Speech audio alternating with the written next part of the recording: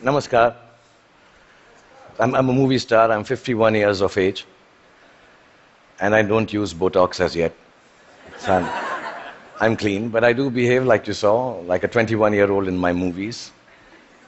Yeah, I do that. I sell dreams, and I peddle love to millions of people back home in India who assume that I'm the best lover in the world.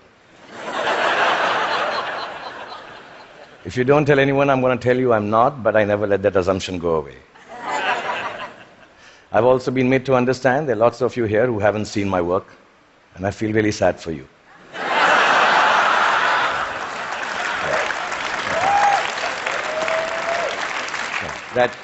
That doesn't take away from the fact that I'm completely self-obsessed, as a movie star should be.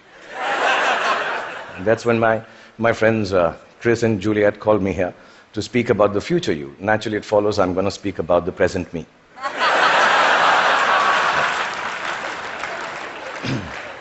Because I truly believe that humanity is a lot like me. It is. It's an aging movie star, grappling with all the newness around itself, wondering whether it got it right in the first place, and still trying to find a way to keep on shining regardless. I was born in a refugee colony in the capital city of India, New Delhi. And my father was a freedom fighter. My mother was, well, just a fighter like mothers are.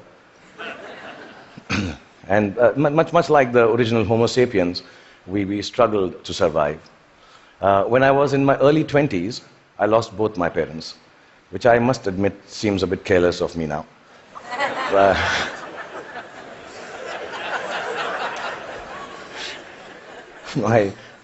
I do remember the night my father died, and I remember the driver of a neighbor who was driving us to the hospital. He mumbled something about dead people don't tip so well and walk away into the dark. And I was only 14 then, and I put my father's dead body in the back seat of the car. And my mother besides me, I started driving back from the hospital to the house. And in the middle of a quiet crying, my mother looked at me and she said, "Son, when did you learn to drive?" And I thought about it and realized, and I said to my mom, "Just now, Mom." So from that night onwards, much akin to humanity in its adolescence, I learned the crude tools of survival. And the framework of life was very, very simple then, to be honest. I thought, you just ate what you got and did whatever you were told to do. I thought celiac was a vegetable. And vegan, of course, was Mr. Spock's lost comrade in Star Trek. You married the first girl that you dated, and you were a techie if you could fix the carburetor in your car. I really thought that gay was a sophisticated English word for happy. And lesbian, of course, was the capital of Portugal, as you all know. That was it. So we relied on systems created through the toil and sacrifice of generations before to protect us. And we felt that governments actually worked for our betterment. Science was simple and logical. Apple was still then just a fruit, owned by Eve first and then Newton, not by Steve Jobs. Till then, it was... And Eureka is what you screamed when you wanted to run naked on the streets. You went wherever life took you for work, and people were mostly welcoming of you. Migration was a term then still reserved for Siberian cranes, not human beings. Most importantly, you were who you were, and you said what you thought. Then in my late 20s, I shifted to the sprawling metropolis of Mumbai, and my framework, like the newly industrialized aspirational humanity, began to alter. In the urban rush for a new, more embellished survival, things started to look a little different. I met people who had descended from all over the world. Faces, races, genders, moneylenders. Definitions became more and more fluid. Work began to define you at that time in an overwhelmingly equalizing manner. And all the systems started to feel less reliable to me, almost too thick to hold on to the diversity of mankind and the human need to progress and grow. Ideas were flowing with more freedom and speed. And I experienced the miracle of human innovation and cooperation. And my own creativity, when supported by the resourcefulness of this collective endeavor, catapulted me into superstardom. I started to feel that I had arrived. And generally, by the time I was 40, I was really, really flying. I was all over the place. I'd done 50 films by then, and 200 songs. And I'd been knighted by the Malaysians. I'd been given the highest civil honor by the French government, the title of which, for the life of me, I can't pronounce even till now. So I'm sorry, France, and thank you, France, for doing that. But much bigger than that, I got to meet Angelina Jolie, yeah. For 2.5 seconds. And I'm sure she also remembers that encounter somewhere. Okay, maybe not. And I sat next to Hannah Montana on a round dinner table with her back towards me most of the time. Like I said, I was flying from Miley to Jolie. And humanity was soaring with me. We were both pretty much flying off the handle, actually. And then you all know what happened. The internet happened. I was in my late 40s, and I started tweeting like a canary in a birdcage. And assuming that, people who will peer into my world will admire it for the miracle I believed it to be. But something else awaited me and humanity. We had expected an expansion of ideas and dreams with the enhanced connectivity of the world. We had not bargained for the village-like enclosure of thought, of judgment, of definition that flowed from the same place that freedom and revolution was taking place in. Everything I said took a new meaning. Everything I did, good, bad, ugly, was there for the world to comment upon and judge. As a matter of fact, everything I didn't say or do also met with the same fate. 4 years ago, my lovely wife, Gauri, and me decided to have a third child. It was claimed on the net that he was the love child of a first child who was 15 years old. Apparently, he had sown his wild oats with a girl while driving her car in Romania. And yeah, there was a fake video to go with it. And we were so disturbed as a family. My son, who's 19 now, even now when you say hello to him, he just turns around and says, "But bro, I didn't even have a European driving license." Yeah, I mean, in this new world, slowly reality became virtual and virtual became real. And I started to feel that I could not be who I wanted to be or say what I actually thought. And humanity at this time completely identified with me. I think both of us were going through our midlife crisis. And humanity, like me, was becoming an overexposed prima donna. I started to sell everything from hair oil to diesel generators. Humanity was buying everything from crude oil to nuclear reactors. I even tried to get into a skin-tight superhero suit to reinvent myself. I must admit, I failed miserably. And just an aside, I want to say on behalf of all the Batmen, Spider-Men, and Supermen of the world, you have to commend them, because it really hurts in the crotch, that superhero suit. Yeah, I'm being honest, I need to tell you this, yeah. Really. And accidentally, I happened to even invent a new dance form, which I didn't realize, and it became a rage. So if it's all right, and you've seen a bit of me, so I'm quite shameless, I'll show you. It was called the lungi dance. So if it's all right with you, I'll just show you. I'm talented otherwise, yeah. So it went something like this. Lungi dance, lungi dance, lungi dance, lungi dance, lungi dance, lungi dance, lungi dance, lungi dance, lungi dance, lungi dance, lungi dance, lungi. That's it. It became a rage. It really did. Like you noticed, nobody could make any sense of what was happening except me. And I didn't give a damn, really, because the whole world and whole humanity seemed as confused and lost as I was. I didn't give up then. I even tried to reconstruct my identity on the social media like everyone else does. I thought if I put on philosophical tweets out there, people will think I'm with it. But some of the responses I got for those tweets were extremely confusing acronyms, which I didn't understand. ROFL, LOL. Adidas, somebody wrote back to one of my more thought-provoking tweets. And I was wondering, why would you name a sneaker? I mean, why would you write back a name of a sneaker to me?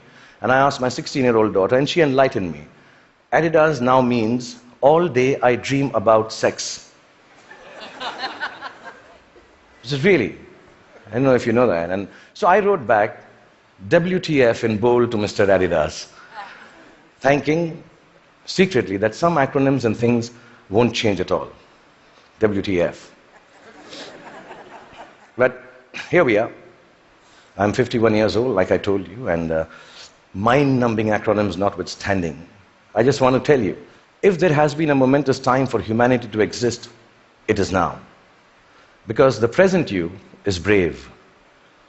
The present you is hopeful. The present you is innovative and resourceful. And of course, the present you is annoyingly indefinable. And in this spellbinding, imperfect moment of existence, feeling a little brave just before I came here, I decided to take a good hard look at my face. And I realized that I'm beginning to look more and more like the wax statue of me at Madame Tussauds. Yeah, and in that moment of realization, I asked the most central and pertinent question to humanity and me. Do I need to fix my face? Really, I'm an actor, like I told you, a modern expression of human creativity. The land I come from is the source of inexplicable but very simple spirituality. In its immense generosity, India decided somehow that I, the Muslim son of a broke freedom fighter who accidentally ventured into the business of selling dreams, should become its king of romance, the Badshah of Bollywood, the greatest lover the country has ever seen. With this face.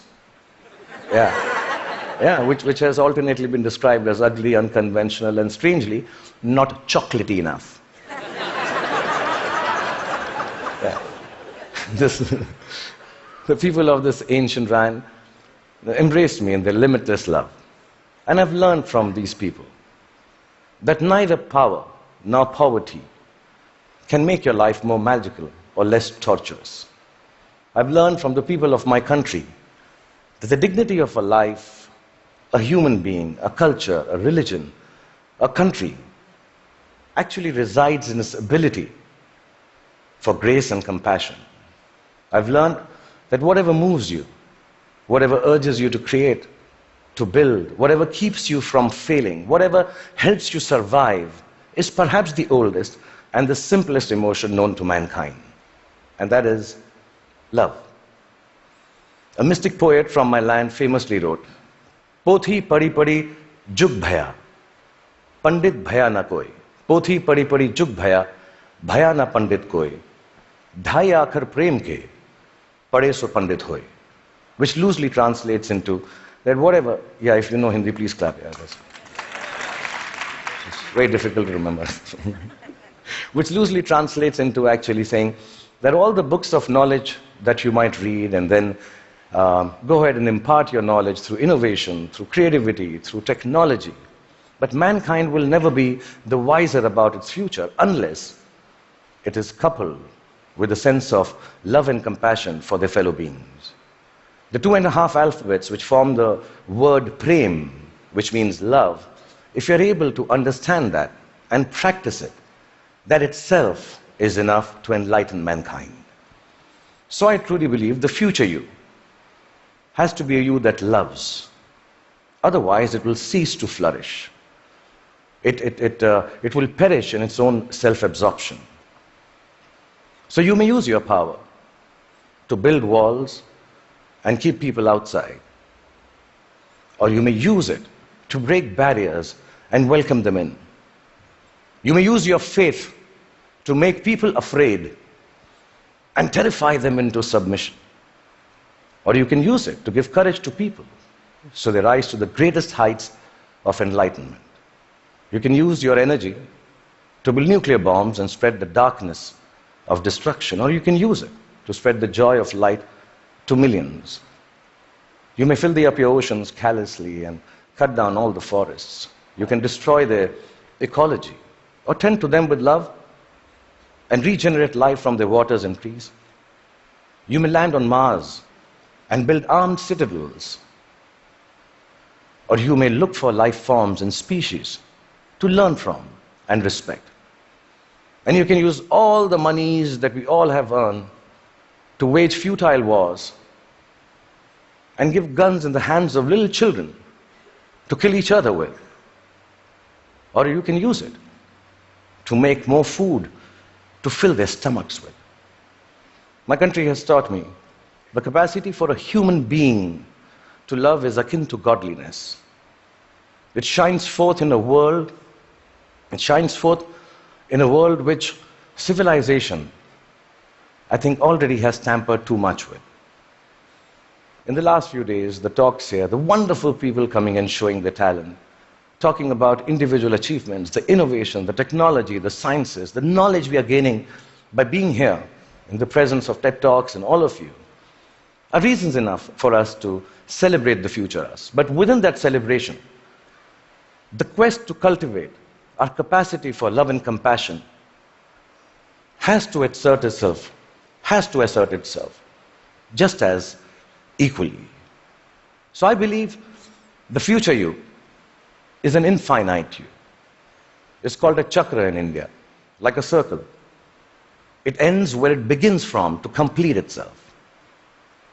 A you that perceives time and space differently, understands both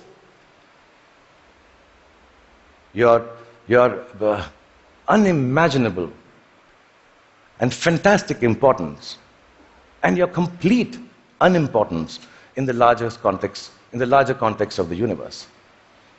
A you that returns back to the original innocence of humanity, which loves from the purity of heart, which sees from the eyes of truth, which dreams with the untampered, which dreams from the clarity of an untampered mind. The future you has to be like an aging movie star who has been made to believe that there is a possibility of a world which is completely, wholly, self-obsessively in love with itself. A world, really, it has to be a you to create a world which is its own best lover. That, I believe, ladies and gentlemen, should be the future you. Thank you very much. Thank you. Thank you. Thank you.